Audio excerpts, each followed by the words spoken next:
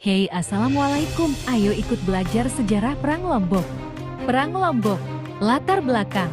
Dikeluarkannya berbagai macam peraturan oleh Kerajaan Mataram yang bertujuan untuk memantapkan dan menegakkan kekuasaannya yang telah membawa kesengsaraan dan penderitaan bagi rakyat Sasak.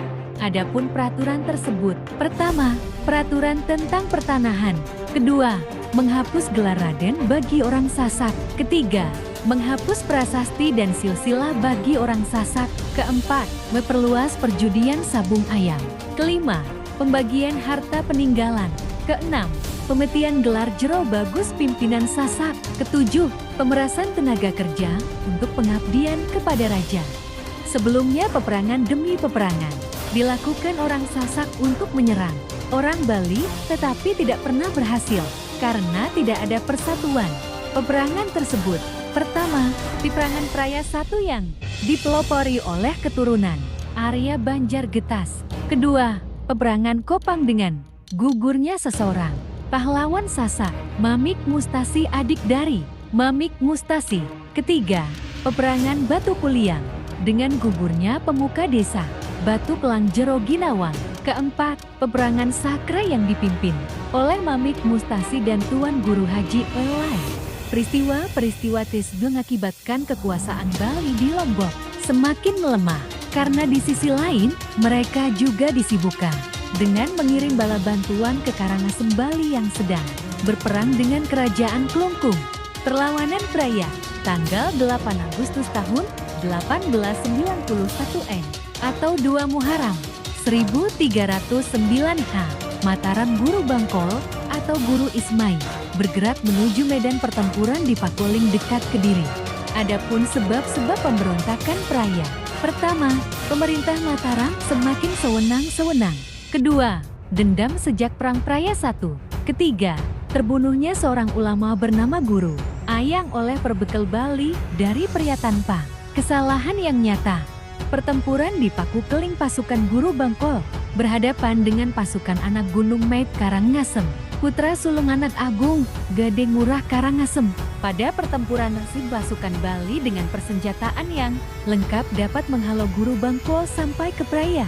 Pasukan Bali melanjutkan penyerangan tetapi Praya dikosongkan semua pasukan, mengungsi di desa-desa sekitarnya, kecuali Guru Bangkol, Mamik Sapian, Haji Yasin, Mamik Diraja, Amat Gawar, Amat Semain dan Amat Tomok yang tetap mempertahankan Masjid Praya. Kota Praya tetap dikepung, namun ketujuh orang yang menjaga masjid berganti-ganti untuk memerangi musuh yang mengepung masjid. Jika sudah lelah melayani musuh, lalu diganti dengan yang lain. Selama berminggu orang Bali mengepung Masjid Praya, namun tidak juga dapat direbut. Orang-orang Bali tidak berani maju dan selalu mengandalkan orang Sasak yang masih setia kepada mereka untuk menjadi pemuka dalam pertempuran. Sebuah keanehan terjadi meskipun dikepung selama berminggu oleh pasukan Bali beserta bantuan pasukan Sasak, mereka tetap tidak mampu menguasai Praya. Sebenarnya strategi yang digunakan oleh 7 pahlawan tersebut adalah dengan membuat sebuah hubungan yang digerak-gerakkan oleh orang-orang bersenjata, sehingga semua tampak bergoyang. Dahsyat, akhirnya secara berangsur-berangsur, rakyat telah menguasai kembali, memasuki kota untuk mempertahankan kota Praya. Hal ini menimbulkan kecurigaan anak Agung Mei terhadap kesetiaan pasukan Sasak yang membantunya. Hal ini menimbulkan kecurigaan anak Agung Mei terhadap kesetiaan pasukan Sasak yang membantunya. Karena kesal ia mengeluarkan ancaman, jika pemberontakan Praya selesai, maka semua haji, semua guru, dan semua pasukan Sasak akan dimusnahkan. Sedangkan yang lainnya akan disebarkan kembali dan akan ditempatkan ini di lereng-lereng gunung dan hutan di Bali. Ancaman tersebut berturut-turut dilakukan terhadap 1. Praya memanggil Mamik Kadita, yaitu keluarga dari Guru Bangkol dengan tuduhan yang dibuat-buat kemudian diasingkan. Kedua, Batu Keliang memanggil Mamik Wirata atau Jero Buru keluarga Mamik Ginawang karena tidak lagi dianggap setia kepada Raja Bali, lalu dibawa ke Cakra Negara lalu semuanya dibunuh. Ketiga, KOPNG, Mamik Mustaji dari Kopang, dan Mamik Mustasi beserta 2 orang pengikutnya yang bernama Haji Husen alias Guru Imam dan Guru Jero Gunawan alias Mamik Ramlah, tetapi mereka dapat meloloskan diri pulang kembali ke Kopang. Keempat, SAKRL, Tua Guru Haji Elai dari Sakra yang setia membantu anak Agung Meng dalam menyerang Praya, tetapi beliau mampu meloloskan diri pulang ke Sakra. Melalui perundingan di Kopang, akhirnya mereka mau bersatu untuk menata dan menyusun strategi, serta melakukan perlawanan secara menyeluruh terhadap kekuasaan Bali. Para pemuka Sasak yang mengadakan pertemuan di Desa Kopang dan sekaligus bertanggung jawab atas wilayahnya di antaranya. Pertama, Mamik Mustiaji dari Kopang. Kedua, Guru Bangkol dari Praya. Ketiga, Mamik Jinawang dari Batu Liang. Keempat, Mamik Nurasi dari Sakra. Kelima, Raden Melih Kusuma dari Masbagi. Keenam, Raden Wirano dari Pringgabaya.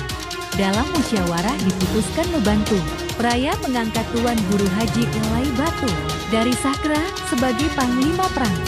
Kemudian pemuka Sasak mengalihkan perhatian anak agung dengan memperluas medan perang bukan hanya di Praya. Aturan-aturan penyerangan ditetapkan S3. Pertama, penyerangan ke Pringga rata dilakukan oleh pasukan Masbagi, Katang dan Kopang. Kedua, penyerangan pasukan Bali di Praya ditandatangani oleh pasukan Sakra di bawah pimpinan Tuan Guru Haji Elai. Dalam penyerangan ini Putra Agung Meng dapat meloloskan diri, namun dalam penyerangan ini pahlawan Sasak gugur yang bernama Mamik Mustiasi dengan luas wilayah yang terlihat, sehingga peperangan ini disebut Perang Lombok. Sekian dari kelompok pertama. Anggota pertama, Nadia Utami. Kedua, Weni Febriana. Ketiga, Fatia Asmat W. Keempat, M. KHAYALUENA Z Adifa. Kelima, Ria Fitriani. Keenam, Afriyani.